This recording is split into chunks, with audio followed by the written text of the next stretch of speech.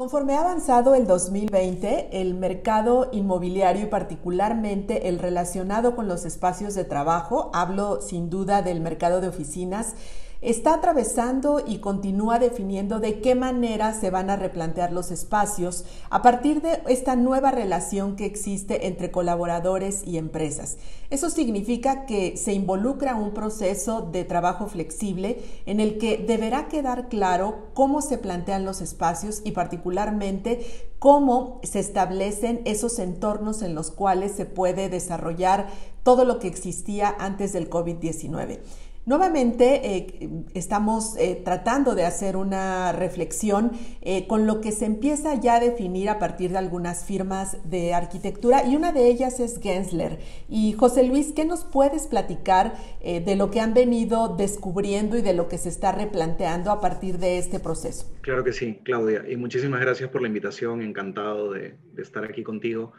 Mira, creo que ya no queda ninguna duda de que el impacto de la situación del COVID-19 es enorme en muchísimas industrias y en nuestra vida, ¿verdad? Y parte de ese impacto grande ha sido este gran experimento que nunca había pasado antes en la historia de personas haciendo trabajo remoto, ¿no? Para mí, hay un factor clave que va a impactar muchísimo el diseño de las oficinas, que es el escritorio, el puesto de trabajo. La labor que uno realizaba sentado en un puesto de trabajo es precisamente la labor que puede realizar en cualquier otro lugar. Entonces, en el momento que el puesto de trabajo deja de ser el factor clave de la planificación de oficinas, el diseño de las oficinas va a cambiar.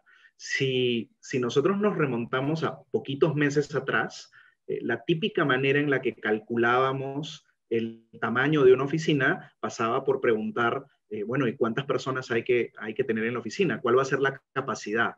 La capacidad va a ser de tantas personas, por lo tanto vamos a tener tantos puestos de trabajo. Le aplicábamos un ratio de ciertos metros cuadrados por puesto de trabajo y de esa manera hacíamos la planificación típica de oficinas que se hacía en todos los países de la región y diría en todos los países del mundo. Hoy día ese factor desapareció. Hoy día ya no vamos a hacer oficinas que sean contenedores de puestos de trabajo, ni oficinas que vamos a escalar en base a la capacidad. Yo creo que ese punto va a ser clave en la planificación futura de espacios. Ahora bien, suena paradójico que justo el asiento que incluso llevó a firmas de mobiliario a tener tecnología y aplicaciones para definir cuánto tiempo estaban ubicados en su espacio de trabajo y bueno, esa situación, como bien lo mencionas tú, ahora ha cambiado e incluso poco antes de este tema del COVID-19 se vivía en los entornos laborales cómo hacer del espacio un lugar de convivencia. Y creo que este es un reto muy importante que se vive. ¿Ustedes cómo están viendo la forma en que será esta nueva convivencia y relación entre colaboradores a partir de lo que es el sistema flexible? Pues el sistema flexible lo que ha conseguido es que nos demos cuenta, ¿verdad? Que estamos recuperando un poco de tiempo. Nosotros, cada uno individualmente, nos hemos dado cuenta que tenemos un poco más de tiempo con la familia, hay un ahorro de tiempo y de dinero por no tener que desplazarnos, pero al mismo tiempo, los estudios lo que nos están diciendo es que todas las personas quieren ver gente. Yo quiero volver a la oficina y quiero reunirme con mis compañeros y quiero interactuar y cuando trabajemos en un proyecto, la riqueza que tiene el intercambio de ideas en persona es muy difícil de replicar, ¿verdad? Cuando todos estamos en el mundo virtual. Pero por otro lado, tengo otros factores que mi decisión de seguir trabajando desde casa de vez en cuando. Entonces, creo que ahí hay un reto muy importante. Tenemos eh, un ejemplo de no hace muchos años, ¿verdad? A principios de esta última década que acabamos de cerrar, algunas empresas de tecnología que habían impulsado muy fuerte el trabajo remoto llamaron a sus empleados de regreso, porque se dieron cuenta de que las personas no estaban viniendo a la oficina todos los días, que las oficinas andaban un poco vacías y que se había perdido un poco de esa interacción. Yo creo, me hicieron la pregunta el otro día, ¿cómo harías para reemplazar esa interacción, ¿verdad? Esos encuentros casuales eh, en el nuevo mundo virtual. Y yo decía, pues no la reemplazas. O sea, lo que haces es que buscas las mejores herramientas para colaborar, pero al mismo tiempo incentivas a las personas que sigan llegando a la oficina, y que se sigan encontrando en persona. Cuando se termine esta situación, que no vamos a tener que mantener la sana distancia entre una persona y otra, ¿verdad? Y que vamos a poder volver a abrazar a la gente y estar a menos de 1,80 m de distancia, creo que la oficina va a seguir jugando un papel clave en generar cultura, en generar colaboración, pero sin duda, en el momento en que todo tu equipo no está presente necesariamente los mismos días, la carga de tecnología que te ayude a facilitar la colaboración va a ser mucho mayor a lo que estábamos acostumbrados. Así como antes quizá no estábamos tan acostumbrados a la videoconferencia, ¿no? Y ahora todo el mundo está con la cámara encendida, ¿no? Porque es la forma que hemos encontrado de seguir encontrando, relacionándonos con las personas, ver las reacciones de la gente, ¿no? Creo que hay un reto muy interesante en ese sentido del tipo de tecnología que vamos a implementar. Ahora bien, se utilizará el mismo número de metros cuadrados, que es como una de las grandes dudas que existen en las empresas, y particularmente en el negocio del corretaje corporativo, donde pues estamos viendo que a nivel internacional hay una caída en los niveles de ocupación. Nos está previendo que justo en 2021 este año sea pues un punto de partida importante, antes por la desocupación, pero ahora porque se están replanteando estas nuevas demandas de los inquilinos. ¿Qué están observando ustedes en la materia? Claramente, muchas empresas están viendo esto como una oportunidad de reducción de área. Ahora, venimos reduciendo área desde hace muchos años, ¿no? O sea, digamos que venimos trabajando hace muchos años en optimizar y cada año se construían menos metros cuadrados comparativamente a la cantidad de empleos que se generaban. Hay estudios en los Estados Unidos donde se ve una tendencia muy clara a reducir, es decir, estas cosas ya estaban pasando. Así como la idea de la oficina como centro de colaboración, como hub, también estaba en la conversación. Esto implicaba una reducción de área y una fuerza laboral mucho más distribuida. Lo que pasa es que el COVID-19 hizo que todo se haga realidad muy rápido. Ahora, en los análisis que estamos haciendo, nos hemos dado cuenta de varias cosas. En primer lugar, las empresas globales están siendo más cautas con el tema de la reducción. Sí han identificado oportunidades de reducir. Nosotros en las simulaciones de cantidad de metros cuadrados nos hemos encontrado reducciones modestas. No hay una relación lineal. Es decir, si solamente el 50% de personas son las que van a llegar a la oficina en un día determinado, no quiere decir que vas a reducir el área hasta el 50%, ¿no? Puedes reducirla sin duda, pero no es directamente proporcional. Eso por un lado. Las empresas locales que hemos encontrado, por lo menos en América Latina, sí lo están viendo con ojos un poquito más agresivos, ¿no? Es decir, como digo, las globales están siendo un poco más cautas con la cantidad de espacio que van a reducir, y las locales nos ha parecido, o al menos a mí me ha parecido, que van un poquito más agresivos con este tema. La realidad, Claudia, es que hay que ver qué pasa cuando venzan los contratos de alquiler. Muchísimas de estas empresas todavía están atadas a contratos de alquiler de largo plazo que van a empezar a vencer el año que viene, el 2021, el 2022, y hacia finales del 2022 creo que vamos a tener un panorama un poquito más claro de lo que va a suceder.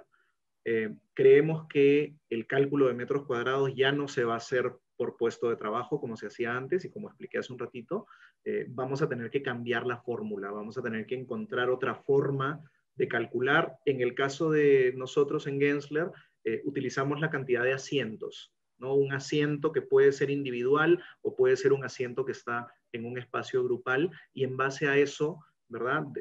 Haciendo varias simulaciones, determinamos unos ratios que nos están permitiendo hacer cálculo de áreas para lo que todo el mundo está llamando el modelo híbrido de oficina o la oficina del futuro. Esto mismo de los espacios y los plazos en función de la pandemia y lo que nos ha dejado también de aprendizaje que pudiera llegar en algún momento a vivirse, porque en realidad, aunque haya vacuna, todavía no queda claro, ¿no?, cómo va a ser el proceso y el regreso. Pero esto no implica, volviendo a mi pregunta, un reto mayúsculo, el tema de los plazos, es decir, el ir y venir de las oficinas, y también asumir que en muchas economías, y mencionabas tú que en algunos mercados no existe una baja tan representativa en los metrajes como en los países latinoamericanos, también obedece a una coyuntura económica y de certidumbre. Entonces, para la arquitectura, ¿qué reto representa el poderse pues responder a todas estas necesidades que aún se están definiendo? Creo que cuando ocurrió este fenómeno que te comentaba hace un ratito de estas empresas de tecnología que llamaron a sus empleados de regreso, se inició un periodo muy interesante en el diseño de espacios de trabajo específicamente, que han sido los años de la experiencia, los años de pensar en la experiencia de la persona en el puesto de trabajo, en la oficina, ¿verdad? Que la oficina sea el mejor lugar para trabajar. Yo creo que hacia el futuro este concepto de que tu oficina, tu espacio de trabajo tiene que ser el mejor lugar para trabajar se va a tener que reforzar muchísimo. Yo siempre hablo del ejemplo del restaurante, ¿verdad? Yo puedo cocinar en la casa, pero al final voy a los restaurantes porque me ofrecen una experiencia mucho más elevada, ¿no? Y entonces me voy a comer a un restaurante, aunque podría comer en la casa. Y va a pasar un poco lo mismo con los espacios de trabajo. Las oficinas aunque yo puedo trabajar desde mi casa, si mi oficina realmente es el mejor lugar para trabajar, yo voy a querer ir a la oficina. Ese reto de generar esa experiencia es un reto muy grande para los diseñadores de espacios, y es hacia donde deberíamos apuntar, ¿no? Seguir manteniendo esa relevancia del espacio como mi lugar favorito para ir a hacer mi trabajo. Ahora bien, ustedes han hecho ya algunos ejercicios de cómo podrían ser las oficinas. ¿Qué nos puedes platicar en términos generales? Mira, sí, hemos hecho varios ejercicios con proyectos reales, porque hace unos meses llegaron clientes diciendo, bueno, ya tomamos la decisión de que tanto porcentaje de personas van a empezar a teletrabajar de forma más seguida y necesitamos entender cuánta gente va a llegar a la oficina y qué metros cuadrados necesito, qué cantidad de metros cuadrados necesito para atender a esta necesidad y de qué manera voy a poder atenderlos, ¿no? ¿Qué tipos de espacio son los que voy a necesitar para poder atender esta necesidad? Y empezamos a trabajar en esto y fue un reto súper interesante porque no era lo que estábamos acostumbrados a hacer. Estábamos un poco más acostumbrados a calcular la capacidad y decir, bueno, tanta gente, necesito tantos metros cuadrados por persona y con eso un poco tenías la definición. Ahora hemos tenido que encontrar nuevas fórmulas para hacerlo. Lo estamos haciendo con clientes hoy que han sido, digamos, muy decididos en el tema de vamos a abrazar la flexibilidad del trabajo remoto y vamos a crear una oficina completamente diferente. Y hemos hecho un ejercicio también en las propias oficinas de Gensler aquí en Costa Rica, donde, digamos, nos enfocamos mucho en soluciones muy flexibles, en trabajar en el mobiliario, tratar de intervenir lo menos posible la estructura existente en la oficina, y de esta manera conseguir mucho más flexibilidad. El cambio es impresionante, somos capaces de incrementar un poco la capacidad para lo que estuvo diseñada la oficina inicialmente, ¿verdad? Es una oficina que estaba diseñada para cierta capacidad, digamos, con los parámetros y ratios a los que estábamos acostumbrados, y de repente con el cambio conseguimos considerando que hay un grupo de personas que están trabajando desde la casa y otro grupo que llegan físicamente a la oficina, incrementar la capacidad total con espacios muy diferentes. Ya no es un montón de puestos de trabajo, sino al contrario, son muchos espacios flexibles y muchos espacios que se van adaptando, ¿verdad? También hemos dicho más de una vez, creemos que está el ejemplo del restaurante, pero también está el ejemplo del centro de convenciones, un lugar que se adapta a las personas que van a utilizarlo. Y en la oficina puede pasar algo parecido. Puedes tener áreas de proyectos o puedes tener zonas de reunión que se pueden configurar tipo auditorio un par de días a la semana, tipo sala de brainstorming o de intercambio de ideas en otro momento, o sala de reunión con clientes en otro momento, y el propio espacio se va modificando de acuerdo al uso que le vas a dar. Esto implica un trabajo de coordinación muy específico por parte de los equipos de servicios generales, de facility management, ¿verdad? Que van a tener que estar muy en contacto con las personas, con el tipo de trabajo que van a hacer. Yo siempre digo que esto es un tema de oferta y demanda, ¿verdad? Tú tienes una demanda cuantitativa, qué cantidad de gente va a llegar a la oficina y con qué frecuencia, y cualitativa en el sentido de que tienes que saber qué van a venir a hacer a la oficina. Yo puedo ser un empleado que va 2 días a la semana a la oficina específicamente para colaborar. O puedo ser un empleado que me cuesta un poco concentrarme en mi casa y voy a llegar a la oficina quizá 3 o 4 días a la semana más para tener ese espacio de tranquilidad, ¿verdad? Individual. Y por otro lado tienes la oferta. Cuando entiendes cómo funciona esa demanda, qué es lo que necesita y en qué cantidad, vas a tener que refinar mucho la oferta de espacios que vas a tener en la oficina para ofrecerles. Y ese factor de experiencia, ese factor de curación de la experiencia por parte de los equipos de gestión de espacios y de gestión de oficinas va a tomar una relevancia enorme. Tras todo este proceso y revisiones, ¿cómo definirías justo esta nueva relación de los espacios de trabajo con los colaboradores y con las empresas? Hay toda una industria alrededor también en donde están pues los propietarios de inmuebles. ¿Cómo la podrías definir en 3 palabras? Sin duda flexible, muy flexible, y por parte también de los arrendadores. Yo creo que se va a replantear muchísimo el negocio inmobiliario como lo conocíamos. De nuevo, algo que ya estaba sucediendo. Ya habían entrado al mercado espacios más flexibles. Y eso estaba cambiando el paradigma de una industria que se ha mantenido como muy estable durante muchos años, ¿verdad? En segundo lugar, la tecnología. Yo creo que la tecnología va a ser clave. La forma como interactuamos con la tecnología y cómo nos vamos a tener que adaptar a una normalidad donde en algunos casos no todas las personas van a poder estar compartiendo el mismo ambiente, ¿no? Hoy estamos todos compartiendo el ambiente virtual. El día de mañana va a ser algo un poco mixto y eso trae un reto muy interesante.